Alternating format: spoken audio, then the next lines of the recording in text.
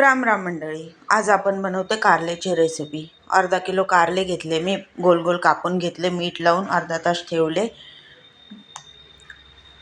2 चमचे तीळ घेतले, वाटीभर शेंगदाणे घेतले, खमंग भाजून घेतले। कारले तव्या फ्राय पॅन वरती फक्त बॉईल केलेत मी, वाफेवरती थोडे 10 मिनिटं। वाटण करून घेऊया। लसूण, बेसिक मसाले, शेंगदाणे आणि तीळ बघू शकता तुम्ही। माझी आजी म्हणायची, कारलं तुपात तळलं आणि साखरेत घोळलं ते कडू ते कडूच। चला आपल्या रेसिपीकडे वळूया। पाणी पूर्णपणे सुकून गेलेलं आहे। बेटर छान वाटून घेतलेलं आहे मी, अर्ध काढून ठेवलं कारण चटणीसारखं खायला छान लागतं। पाणी टाकून घेतलं। 1 वाटी बेसन, 1 वाटी तांदूळाचं पीठ घेतले। फ्राय केल्यावरती छान कुरकुरीत होतात असे, बघू शकता तुम्ही।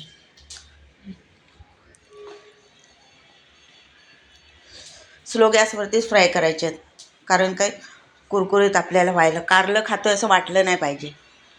बाकीचे अर्धे कारले मी ठेवले होते तसेच, प्लेन बनवायचे होते मला, तर मी तेलावर फक्त फ्राय करून घेतलेले, बघू शकता।